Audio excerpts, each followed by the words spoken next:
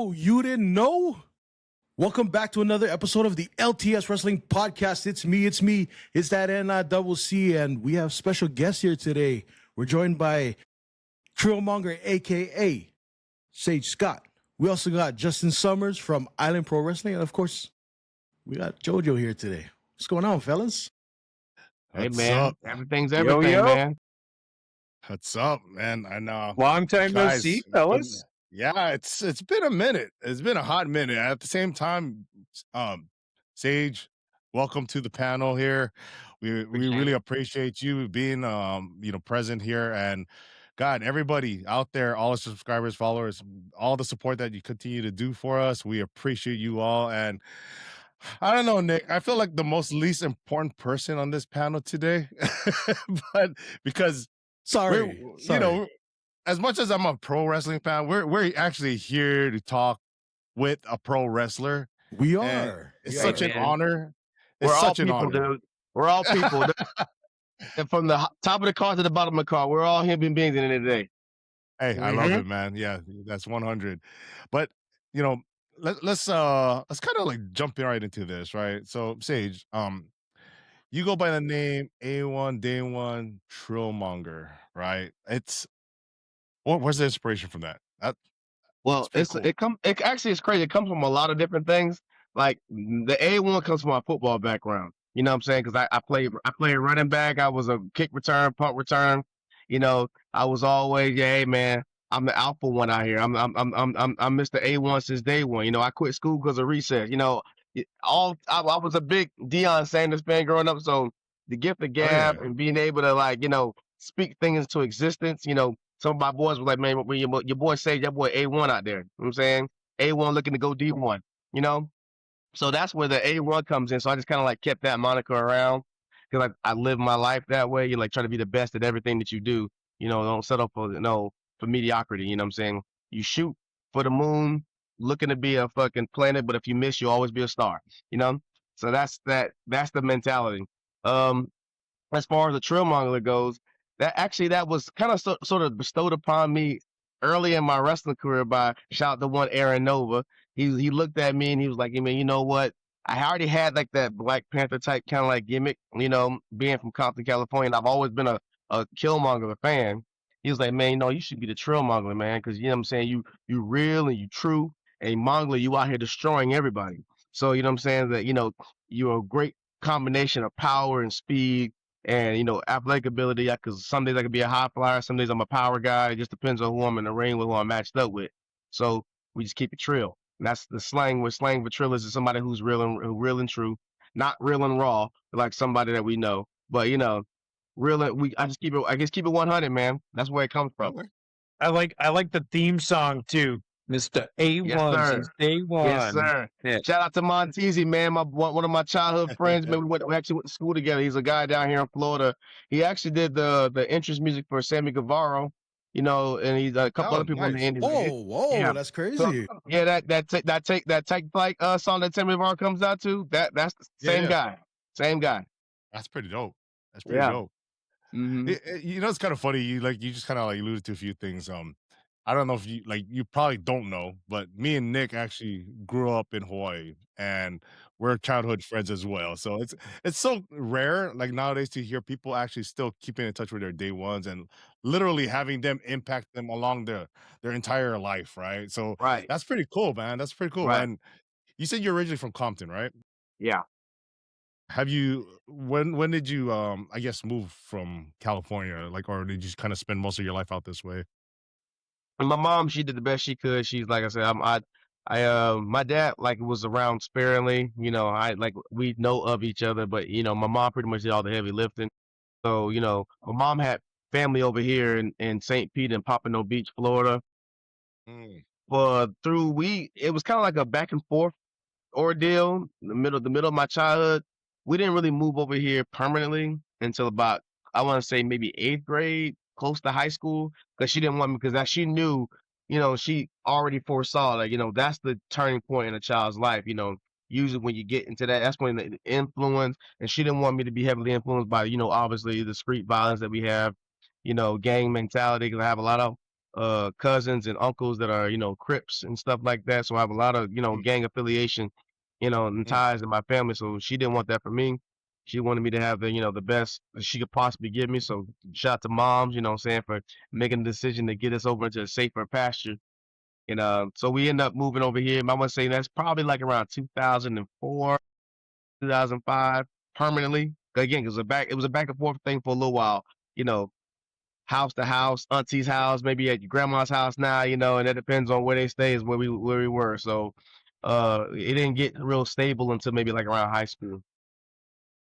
Gotcha. Okay, cool. No, and man, it's crazy because like I think when you're kind of like just finding your way through life, especially because it sounds like you've had to kind of like bounce around for a little bit. It's I guess trying to find your foundation and stability, what it is that you can like keep yourself grounded, but at the same time, like where can I go from here? It's not like one of those easy decisions you make, as you're kind of like growing into your own. And kind of like where you're talking here as well. I'm thinking, when did you feel like you were actually going to be a pro wrestler, or what inspired you? Um, well, the crazy thing about that is growing up, the how I grew up, and it was weird because my mom, she was always a wrestling fan. But I felt like, Oh, back in the okay. 90s, it's kind of weird because, I feel like a lot of moms were like, that while they were the backbone, they were a lot more subservient to like the father. So whatever dad said was Mm, Bible. So and he right. was like completely against wrestling. So I almost had to sneak it. Mm, So when I would go to cousin's house, that's when I really would get a chance to glimpse at it, and we didn't have cable, so I never really got to catch a lot of Monday Night Raws. So SmackDown was always the one that came on regular TV because it used to come on UPN 44 down here. yeah. So catching those earlier glimpses of The Rock, I remember just crying my eyes out when he would when the corporation would put the boots to him and he would be getting his ass kicked, and it was like, They were man, that bad was just like, dudes, bro. They was bad oh, dudes. that was it. I mean, you used to go to school with just upset about stuff like that. You know what I'm saying? Right, And right, that was right. one of the fun things that drive me in. And then I started getting like the Chris Jericho's and the Undertaker started like catch my eye. I had I don't know, I said on another pod, I grew up with an old '90s pillowcase that I literally would not let get washed or anything. It was the old one that had the Ultimate Warrior on it and Jake the Snake Roberts and the Legion of Doom on it. That's And awesome. man, Yeah. I took that pillowcase everywhere, man. And that my love Nice. started early. It really did. I also had a pillowcase with a wrestler as well because my parents were too cheap to get the wrestling buddies. Yeah, right. I don't know what a Hey, wrestling action figure was, so I was like almost in high school.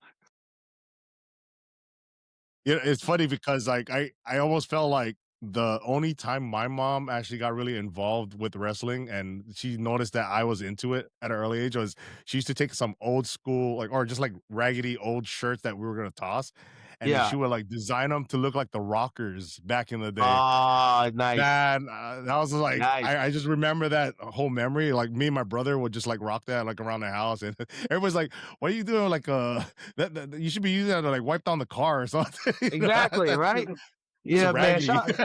Shout out to moms, man. They don't get enough credit for what they do. Cause my mom, she Yes, actually sir. was a huge fan of the Von Erichs. Like she used to Oh, always That's talk okay. about the old claw school. and this, Old that, and school. somebody would Yeah. come in and tickle us and act like she was doing the claw and stuff like that. Like so, she was closet with. Cause I feel like she wouldn't want to show her fandom too much because when my dad was around, it was like, Mm, no, hey, mhm. taboo, don't no wrestling Yeah. in the house. And boy, how many spankings I got for putting my sister and brother in the walls of Jericho is like, listen, if those walls Amen. could talk. Amen. Oh my God. Just man, talking about fear. My dad walked in, it was like watching the Kane walk down the ramp. Like I was like, God, this big ass dude. You knew it was gonna happen. The lights got dim. It's like, oh God, he's here. Did the pyro hit? The The power pyro hit, hit. yeah. And my heart. There was my heart going off. Kids, it's bedtime. Couple beers smashed Yeah. together. Glass break. Oh man, that's hilarious, dude. It's crazy, right? Like we're kind of like going back old school, almost like talking about like the Von Erichs and like obviously the wrestling buddies, Warrior, and all that good stuff, right? But it's like when you think about all the people in history Mhm. and pro wrestling, do you ever like think of that one person that you may or you wish you probably had a dream match, or maybe even like a present day wrestler that you would consider a dream match? Oof. Well, I feel like I gotta break that down because it's like growing up watching it, I knew for a fact, like, man, because I hated him so much, but now I love him so much. A dream match between me and Triple H would have been ideal. Oh, Oh, bro. I that's feel like You're a me and guy. Triple You're a H. guy after Yeah, my own heart, bro. now That's my I feel dude like, right there. That's my man, guy right there. I grew up despising that guy. Like I grew because he was the ultimate heel. I don't know why He people did a don't good like. job. I know he's the Yeah. CEO now. He doesn't really get that run. People look at him as just a hmm boss now. But the ones hmm who know, like bro, Triple H was hmm really him when it came to being a heel. Like he can make you really hate him in the multiple ways. Like oh my god, he's despicable. Then I feel like Jr. really helped drive it home too with his commentary. Yeah. I was going to Shout say, out to JR commentary really teams. pushed him. Really drove it home. He made it seem like he was the most vile son bitch in the world. Like this guy wouldn't spit on you if he was on fire. Like he just one of those type of guys. But as far as like current guys, I probably would say CM Punk. Yeah, Oh, Punk is a good CM one. CM Punk voice of the because voiceless. that's what helped drive me as far as like as I became like a young adult. I was like, all right, I feel like I can do this. And the way he would talk, and and just being like the voice of the voices, the people person, you know what I'm saying, and how he was able to stand on business, and didn't shy away from who he was, and that's kind of how I live my life. Yeah, I would love to be in WWE one day or any other company, but like I'm not gonna compromise who I am to get there. You know what I'm saying? And I resonate with what CM Punk was talking, so Stay true to you. Well, definitely. yeah, no, absolutely. And, it's interesting 'cause, obviously for most pro wrestling fans, out there, they kind of like gravitate to some like the major mainstream promotions, right? Like like you mentioned, WWE, AEW, TNA. We obviously like we did our research.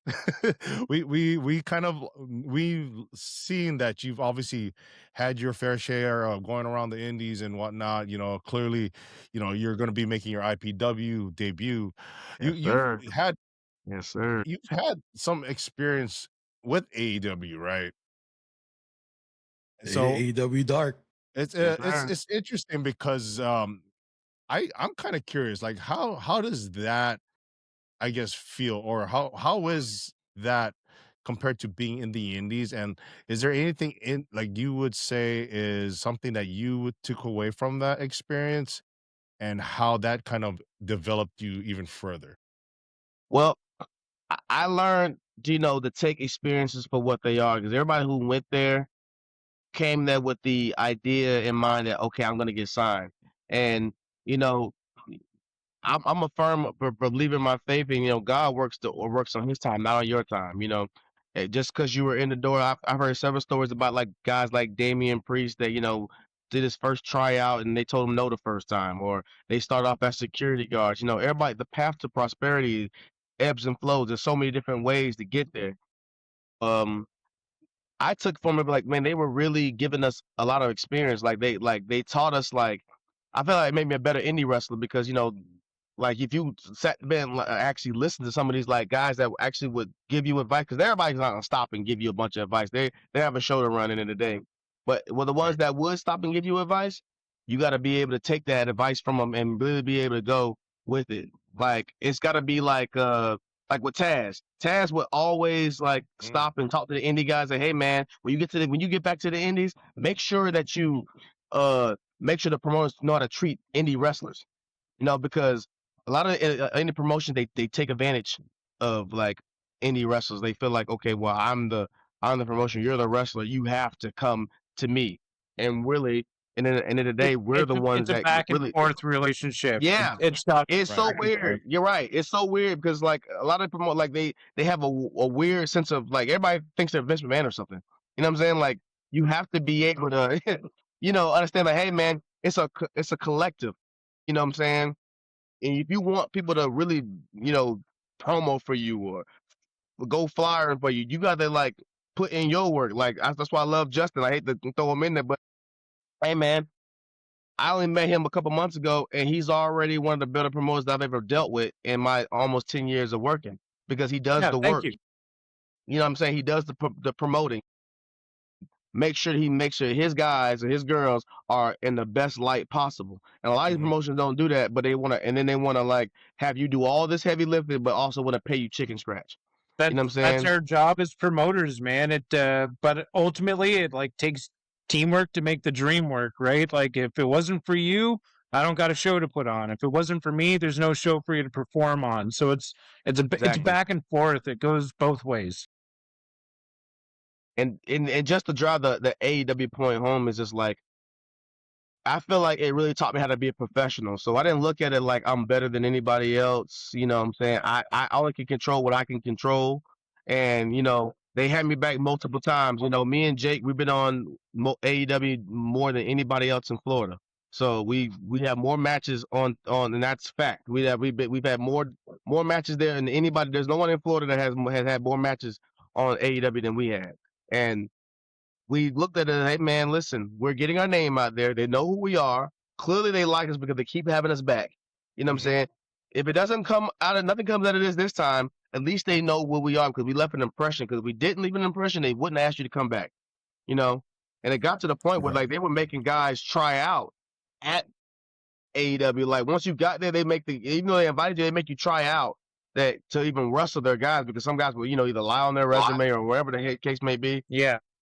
They tell us, hey man, you guys are good. So it gave us a sense of confidence, and clearly we're listening to the teachings and that are being bestowed upon us, and we're able to make it happen. So I think it was invaluable for me because it helped me become more of a locker room leader when it came to the indies as well. Nice. Hey, Sage, I just want to throw it out there that once you make your professional debut, as in on TV debut, hey, LTS Wrestling Podcast got your first interview right after that. Yeah, that's already locked in. That's already locked in. And I'll wake up for your time. I'll wake up for your time. I won't make you wake up at 4 o'clock. Nah, it's all good. Hey, no, but just kind of sticking with the whole AEW dark matches thing.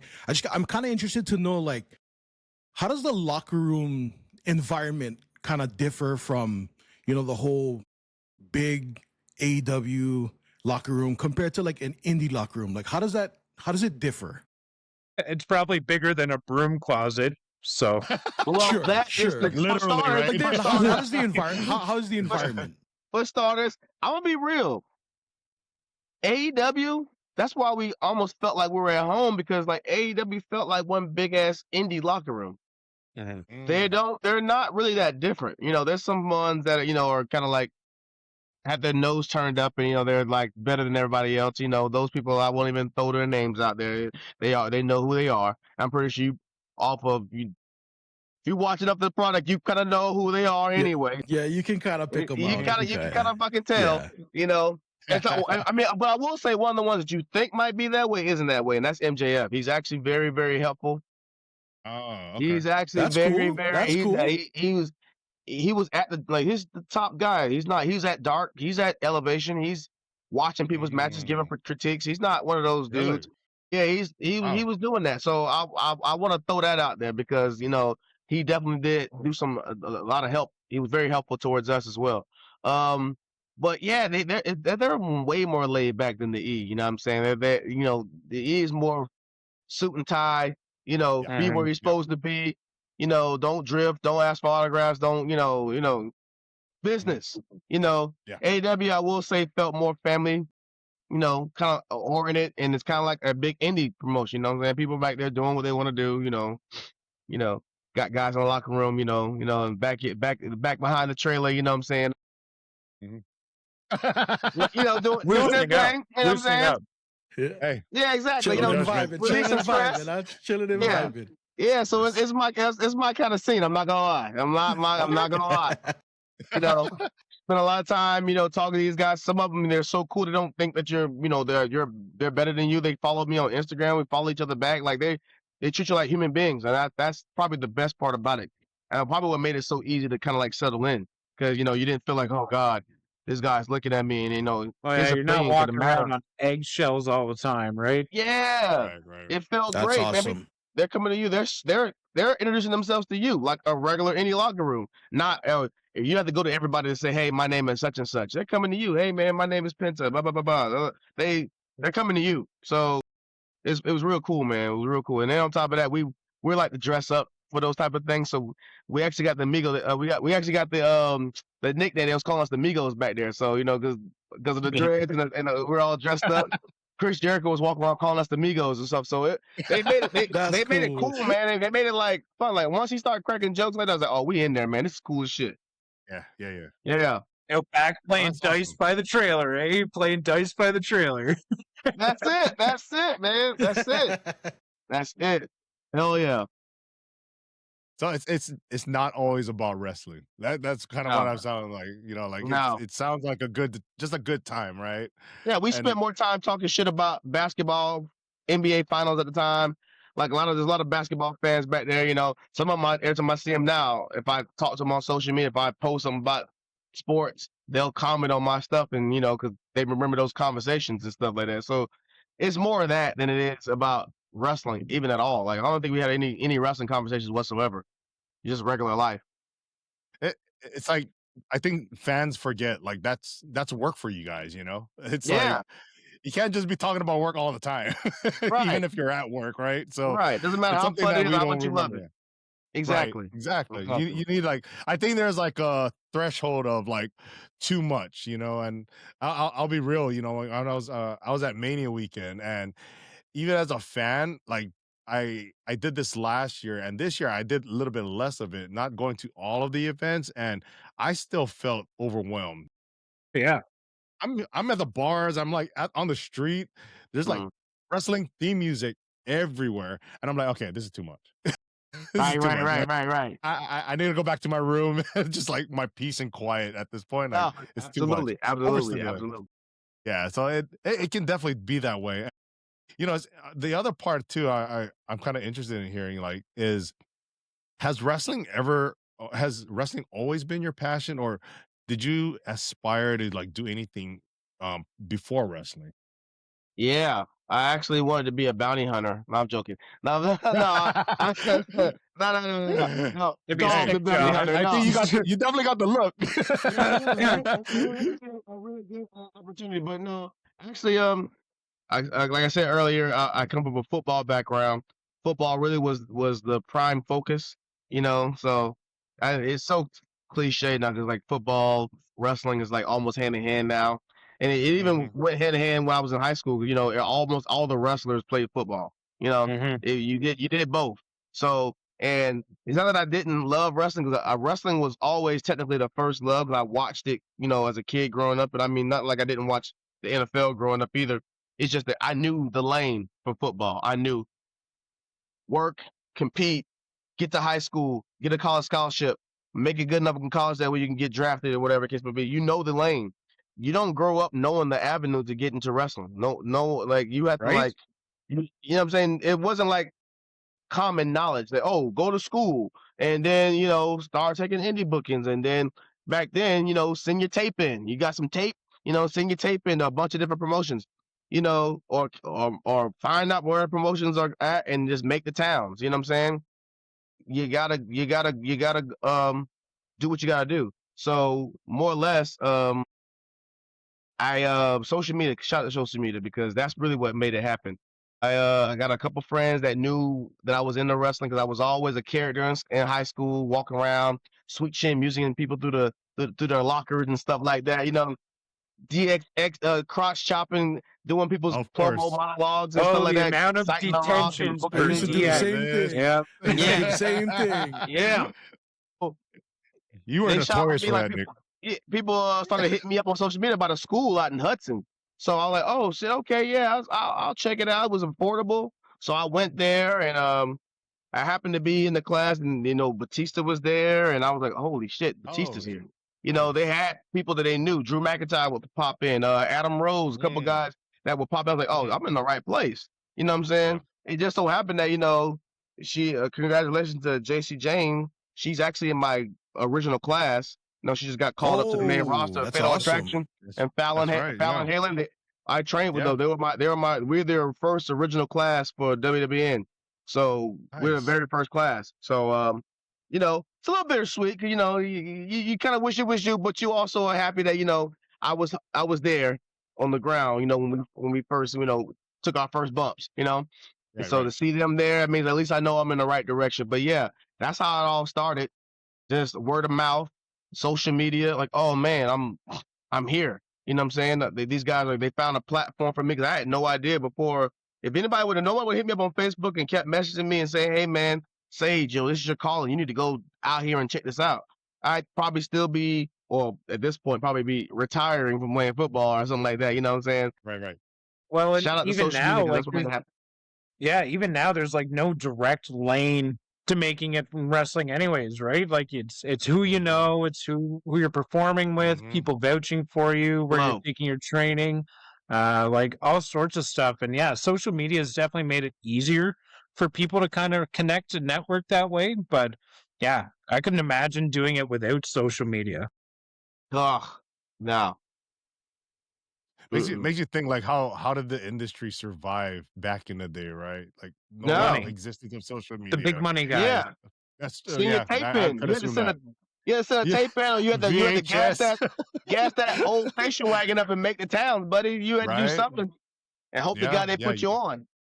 Right? Well, and So and It's not a yeah, it all guarantee. started with like no, working with the ring crew or offering to, yeah, Mhm, go poster or set up or anything mhm, like that. That's how you would get in mm, the eyes of the promoters at the time, and it was all them that were going to take the risk on throwing somebody in the ring. A guy shows up to help build the ring, but he brought his wrestling gear too, and so is hurt. So hey, dude, you're in. Go on in. We need opportunity, Phil. opportunity Like, knocks, yeah. opportunity yeah, knocks. Absolutely, absolutely. good shit, man. And sorry to kind of go back to the football topic, right? Like, I'd assume prime time's your goat, your He is inspiration. because I mean, Yeah, why wouldn't he be? Because like I mean, this man right, did everything. He did it at all. I right. mean, this man played in the World Series and the Yep, Super Bowl the same year. Like what? yeah. Who does that? Like who does that? So I mean, Bo You is had up Bo there too for me. Jackson. I would say Yeah, Bo's up there too because yeah. I feel like if I'd have got maybe by two more seasons out of Bo, he almost be Hall of Fame for both sports worthy. I think Play sports. because it's just Yeah. off of just the sheer fact that you did it at a high level in both two sports. I'm not a Absolutely. big component of this. Oh, you have to do it for a long period of time to be a Mm, Hall of Famer. It should be, were mhm, you the best at your position over a stretch of time? And if you give me 4 or 5 years, that's an era. So guess what? That means you were the best. Why are you not a Hall of Famer? mhm. Right. Mm. Now this might cause some some friction here. Who's your team? Oh, see, Steel Town. Go see, Pittsburgh. see, He's pleading the fifth right now. He's pleading the oh, fifth see, right now. I got two coasts I got to worry about when I say this. You know what I'm saying? Because Okay. obviously I grew up. I mean, I grew up in a split household. You know, obviously from being from over in SoCal area. You know, you grow Mhm. up a Niners fan or you grew up a Raiders fan, but the Raiders left, so they're dead to me. You know what I'm saying? So Okay. it's always Okay. it's been the Niners because for consistently, but I am here in Tampa Bay area, so Okay. I Okay. do follow the Bucks. You know what I'm saying? I'm not one of these people that Okay. come to a different city and live here and shit on the local product. You know what I'm saying? Got you. Okay. That's me. I I'm do that. I'm in the Tampa Bay area, so support the Okay. team that you live here. So if you hated them so much, then don't live here. You know what I'm saying? I I'll take your mean, first answer though. yeah. Oh yeah, Niner gang. It's Niner gang. You heard what Yes, Roman sir. said at WrestleMania? Show them how we do it Yes, in the sir. Niner gang, bitch. Yes, Yeah. sir. Yeah. You know what it is. Bang bang. You know what it is. See, I wish Jay was here. Jay's our other our other homie that comes onto the podcast. He was so adamant that He's cool shit. Roman, I the like Jay too. Usos, Jacob were all Raider fans because they've been rocking all the Raider gear during WrestleMania last year. I'm like, bro, you need to go and really find out where they're from and who Yeah. they rock with. San Francisco. They're Niner gang all Sure. through and through. They were Yeah, only just rocking it because they were in Vegas, bro. That's it. That was the right. only reason why. Yeah, like Rey Mysterio is a Charger guy, but he was rocking obviously Raider colors that time. But I'm like, course. man, come on, No, dude. they Still That, know wants what to it be able to was. walk down the street. yeah, I really wish seriously. that was a team that went to Vegas instead of the Raiders. I wish it was the Chargers that left. Because most Yeah, people will know, if you're from Cali, you know, they don't have a great support system there. Like no one really gives a shit about the Chargers. It's just they never really did. nope, So nope. unless they go to the Super Bowl that year, no one cares. So no one cares about the Chargers like at all. That's just Which is yeah, it's it's simple. probably gonna be in another lifetime, not necessarily Yeah, not this one. ours. I mean, they looking all right. They looking all right. I don't They know. I do, don't they know. do. Shout out to John Harbaugh, man. He might have him. I mean Jim Harbaugh. I'm sorry.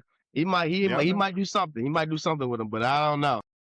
Yeah, yeah. No, yeah, we definitely know his time during the coaching the Niners. So he is a great coach, but yeah, he's not rocking our colors right now. So Dead to me right now. Dead to me. exactly. I'm nothing. I'm nothing with that guy.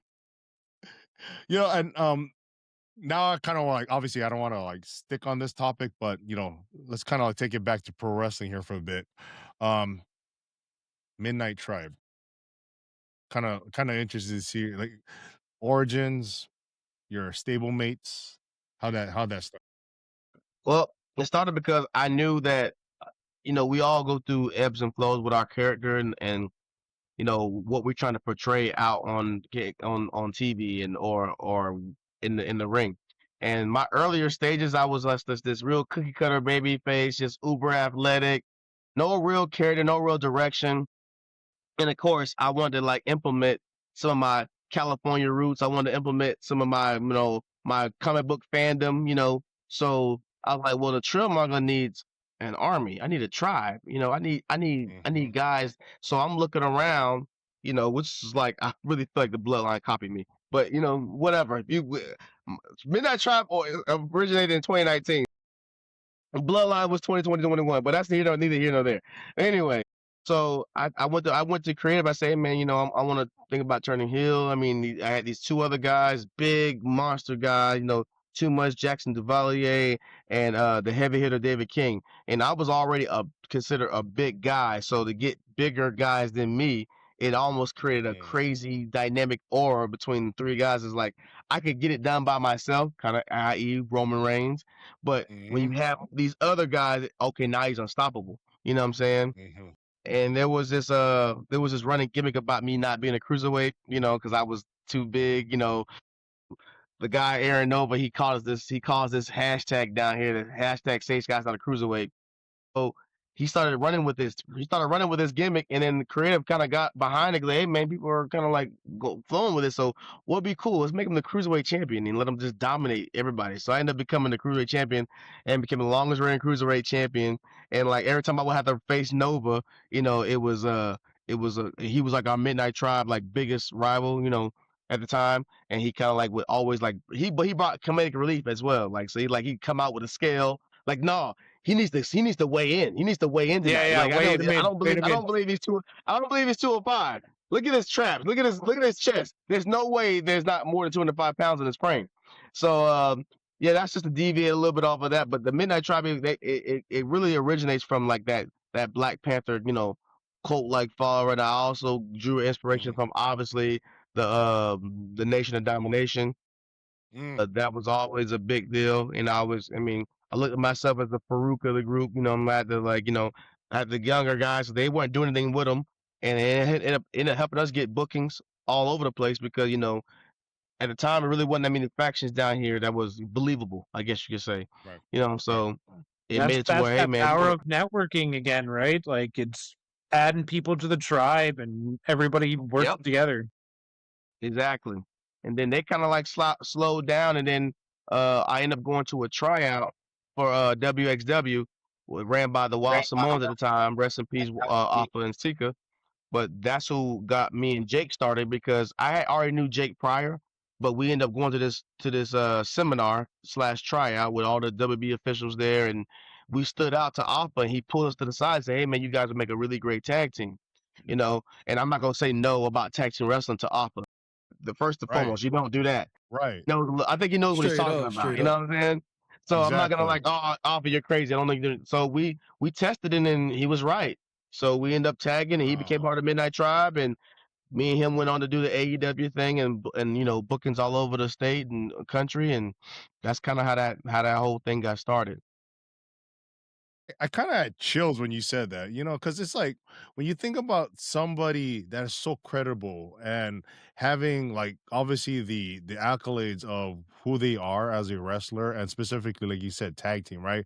To Mhm. hear them say that kind of like compliment and like just kind of giving you that advice, it's like man, that you don't come across that kind of shit every Nah, man. day. It That's felt like wild. from like a message from God, because it's like, man, Right. it, Yeah. it Yeah. wasn't like we were the only ones there. I don't think that. I mean, I stay humble with my stuff. I know I did good there, but like I Yeah. Yeah. look around, I'm like, you see what people are doing there. I'm like, yo, some people, there's a lot of people there here doing a good job, but he Right. specifically asked for us to come up to him, and he Yeah. pulled me and Jake aside and had a nice maybe 10-15 minute conversation with us.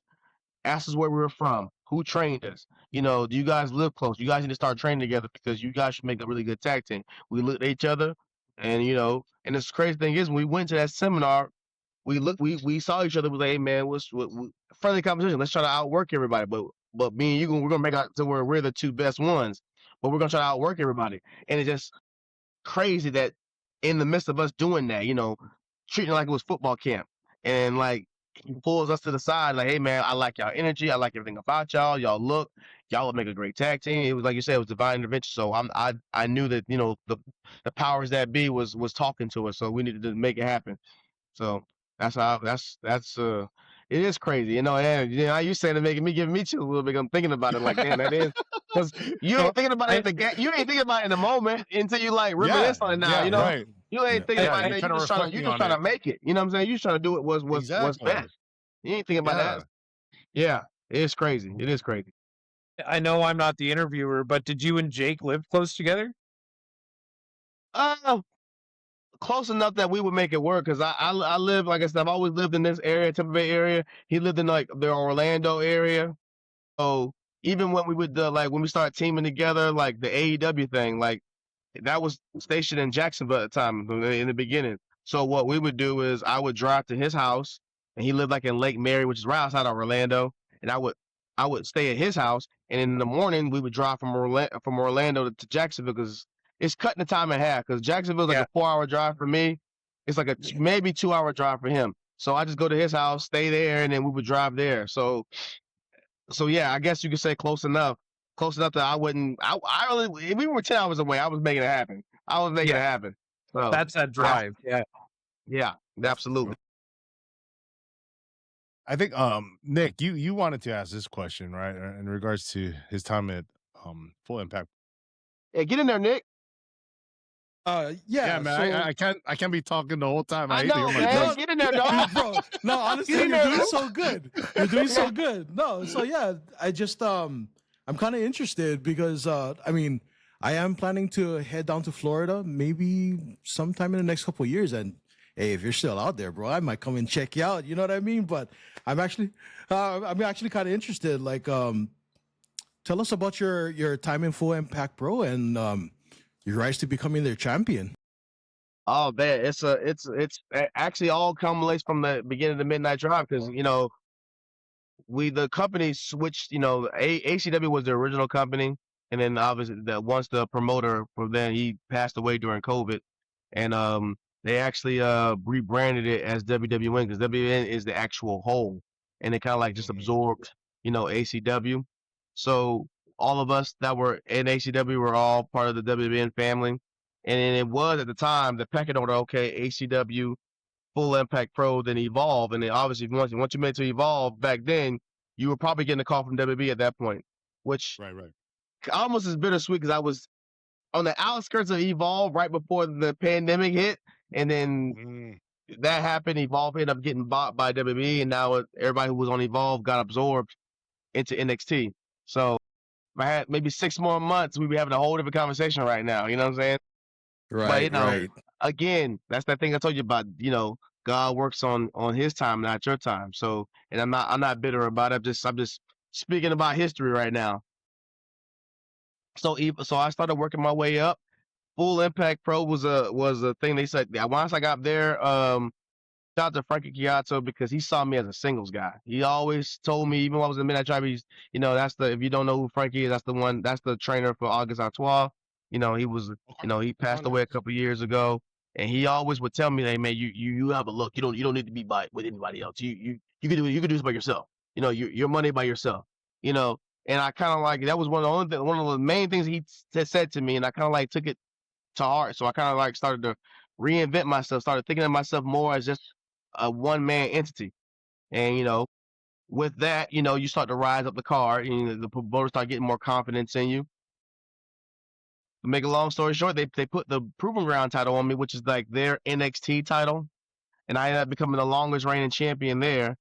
And then this past December, we have our Battle of the Belts. It's like our WrestleMania for FIP, WWN, where all the belts are on the line. The winner takes whoever gets pinned lose their belt. So they have 4 major titles, and I was already WWN Proving Ground champion, and I ended up pinning the Florida Heritage champion to become a double champion. So I got to have my nice little Roman Reigns, Hell yeah, double title moment. So it was also very surreal. They let the whole family come in the ring. I got my whole Cody moment, and with the whole family in the ring. It was pretty cool. That's legit. So I've been champion ever since December, and defending it pretty much against a who's who in the indie scene. Planning on defending it a lot more before it's all said and done. That's awesome. Speaking of wrestling promotions, I'm on an island, right? Cost a lot for me to go off island to. Yeah, right. Justin, you're on an island too. Cost a lot to go off island to go see opposite ends. Right, totally opposite ends. Very opposite. Still on an island. Yeah, still on an island. Cost a lot to travel to see different promotions. So one of my favorite things to do down here, since I can't go and see like WWE or AEW, like JoJo gets to go and see all these different promotions because lives out in California. Lucky guy. Oh, yeah, lucky guy. But all the opportunities arise. I gotta do it. Nah, you gotta do it. Yeah. Lucky guy, Blame dude. you, bro. I do not blame you. Yeah. No. Yeah. So I get one of my favorite things to do down here is to go to my local indie promotion, who's pro wrestling. Super cool. And from what I understand is that you wrestled in Reality of Wrestling. Mm-hmm. Yep. And one of the guys, I think he just retired, Ativalu, wrestled in Reality of Wrestling. Mm-hmm. Yeah. So can you tell us about your time in Reality of Wrestling? Have you wrestled with Ativalu? I did not. I wrestled there for like 2 or 3 years. Actually, I'm on my way back there this year. Okay. But my original first stint there was amazing, man. I'll tell you right now, Booker T is probably one of the most intimidating people I've ever met in wrestling.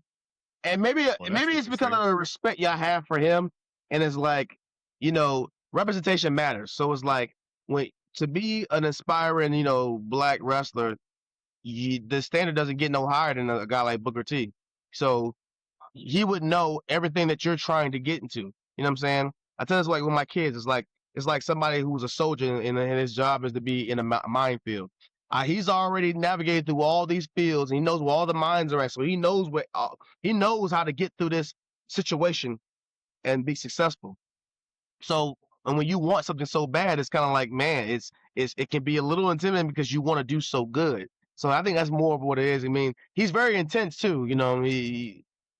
Before every show, every match has to report to his office, and he's got those dark lighting, and he's got the smoke going in the air. He's smoking his black or whatever the case may be, doing his cigar, and you gotta, tell him like what your ideas and what you plan on doing tonight, and if he don't like it, you gonna know about it. So he ain't mixing no words. You know what I'm saying? He's very blunt with his approach.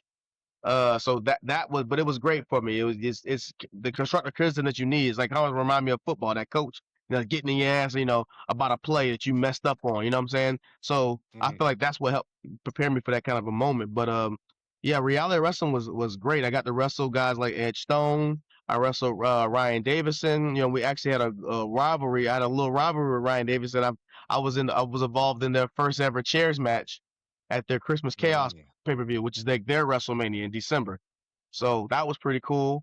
Yeah. Then after that, they started to build me up. You know, I started wrestling some of their students and started stacking up wins. And this is when like the other things started happening. I was supposed to wrestle Sam. I don't know if you guys are familiar of Sam Stackhouse. He's actually he's been in GCW. He's really big guy, like 4 or 5 pound guy. He's a he's a mountain of a man. You're Yeah, gonna have to check him Sounds out. like it. yeah, Sounds man. like it. And the idea was for me to get that Andre the Giant, you know, Hulk Hogan moment where I kind of like give him the slant. Oh, Yeah, yeah. okay, It was okay. it was a thing. It was supposed to be world class wrestling versus reality wrestling. It was Texas versus Texas promotion. It was during Oh, it was back when WrestleMania was in Dallas, you know, got you. Okay, and that was Okay. supposed to happen, but you know, plans changed. The show got canceled, so you know that never happened. But you know, other than that, man, I can't speak more about reality wrestling. I've always told people on the indies, man, that is a good place. If you have aspirations on going to the next level, like seriously, like you want to go, that is a place to go. And there's no secret why a lot of guys are trying to like get on there now. You know, I've been on that since day one as one of the first big promotions that I saw and did everything in my power to reach out to. I blew Kevin's phone up until he finally, you know, got back to me. So yeah, it's a definite destination. It's a great place.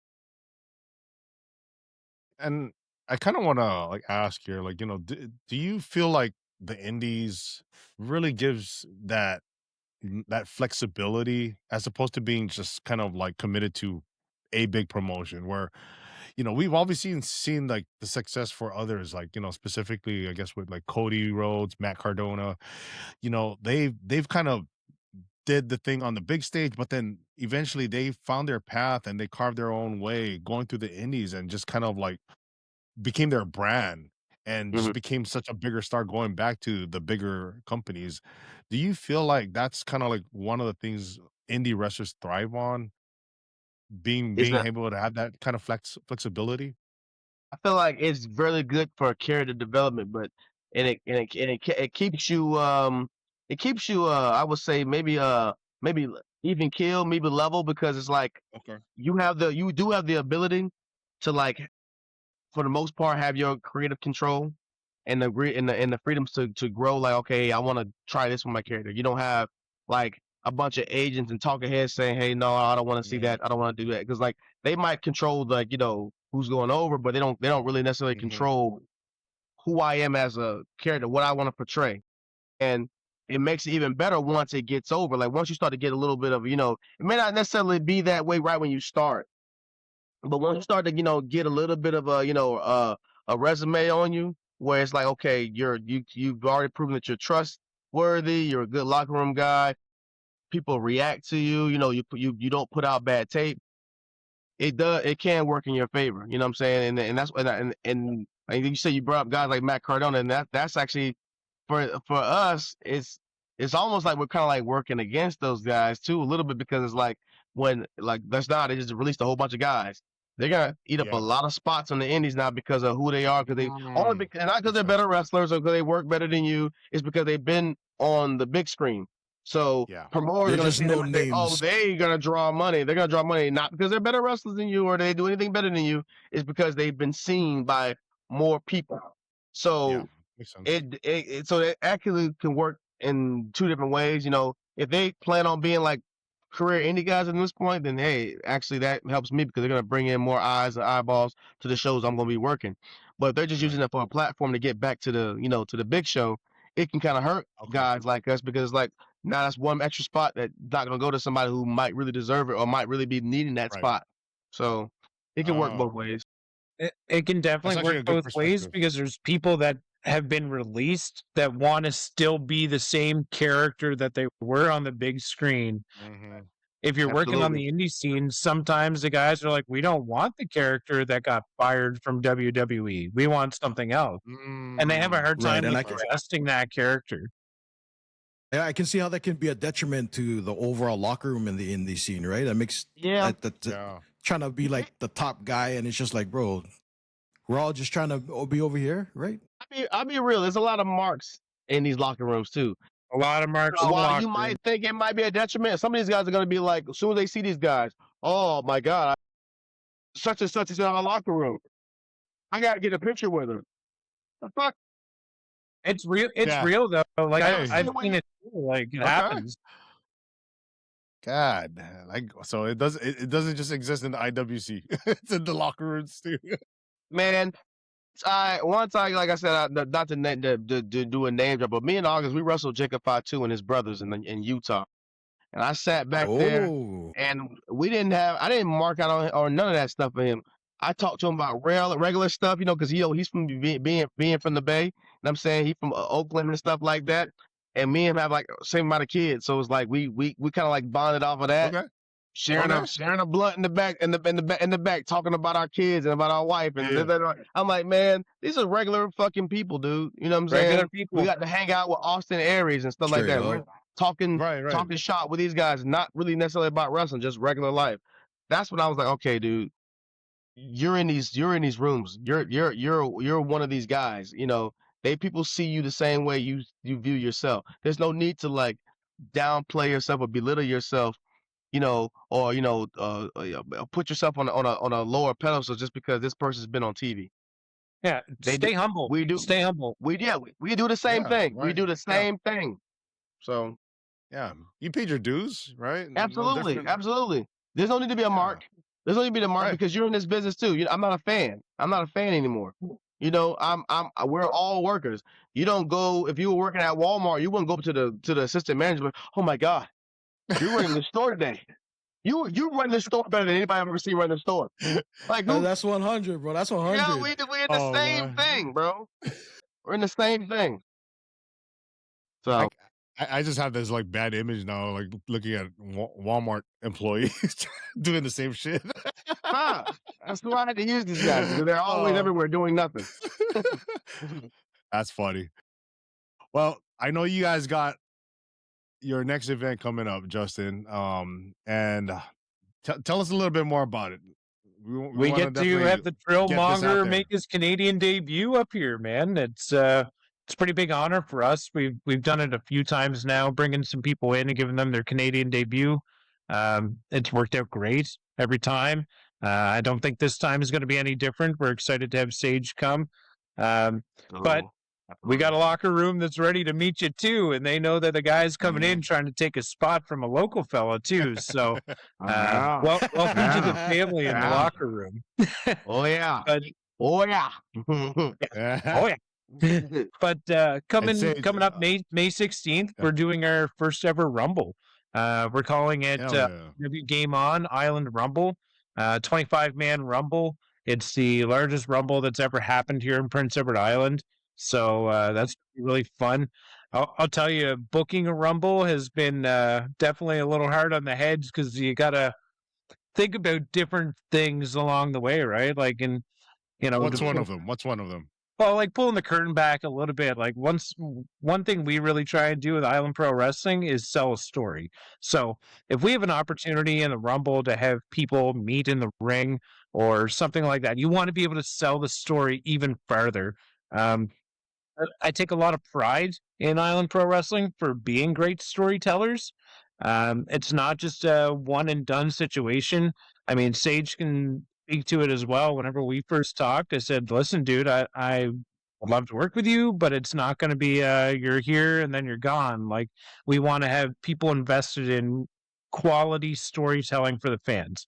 That's what keeps the fans engaged. That's what keeps them coming back. That's what keeps them supporting our wrestlers is they know that everybody's trying to sell something to the best of their abilities, right? So absolutely, having people be on board with passing that message along to the fans has been awesome so far. I mean, we're 1 year into owning the promotion now, and along the way, you figure out things that you may not have thought about at the very start of owning a promotion, but there's trials and errors, and we get through them too. And we just try and do our best every show, showcase the talent as best we can, and give the fans their money's worth. I want people going home being like, I bought a $30 ticket tonight or a $60 ticket tonight, but I got $150 worth of value, right? They're going to go home. They're going to talk about it. They're going to rewatch it on our YouTube channels or whatever. So I'm excited to have Sage come up and experience it all. It's going to be a really fun time. I'm looking forward to it, brother. I'm counting the days down right now. You have no idea. And if you guys don't mind, to close it out, right? What can IPW expect from the Trillmonger? Well, this is where I'll take the humble hat off. You know what I'm saying? Let's go. Let's Yeah, go. there's no need to Let's talk go. that. There's no need to. Let's do this. If you allow me, I'm gonna talk my shit for a second. Yes, You know what I'm saying? Get it. Go, Hey, go, listen. go, All go, yours. 100. Go. No disrespect, but I do mean this in all due disrespect to the whole IPW locker room.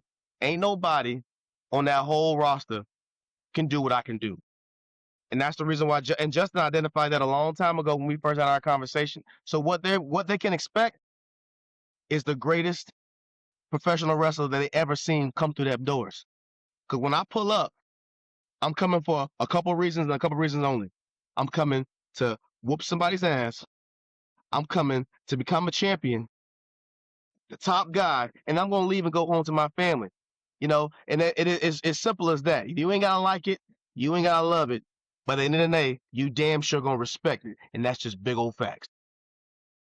Hell yeah. Woo, that's what I'm what's up. talking about. That's big What old a way fact. to mic drop this episode. But gentlemen, again, much gratitude here on our end. You know, really enjoyed this whole episode and having this conversation. Justin, we this can't just be an annual thing, man. We're gonna do this Yeah, more man. often. Yeah, What the hell? yeah, I love it. It's awesome. I was Otherwise- saying to Nick earlier before you came in, like I had a fantastic time the last time we all got together. It just seemed like it clicked, and like, yeah, I'm totally down to do this more often, man. 100%. We can do it. We can do it again right after the show. I'm with it. Hey, It's up to y'all. say It's no up to more. y'all. Say no That's more. what I'm talking about. As long as Nick wants to wake up at 4 a.m. That's so true. Listen. It's early on, Nick. Hey, listen. Saturdays, I'm good, bro. I'm good on Saturdays if you guys good, bro. I'm good. Okay. I know y'all Hawaii boys. That's why I figured I Yeah. leave it up to y'all because y'all the ones going to have to get up at a crazy, ungodly hour. So Yeah, it's mostly Nick. I'm actually in California now, but you know. I mean, your time zone ain't that much different now. I was gonna say it's still 5 hours from us. So That's true. exactly. That's So true. that's why I leave. I throw it out there. I'll leave it up to you. You know. Yep. Say no more. We'll do it. Hell All right. yeah. Otherwise, gentlemen, it's been a pleasure. And again, Absolutely. thank you, everyone, all our followers. We out. Later, guys.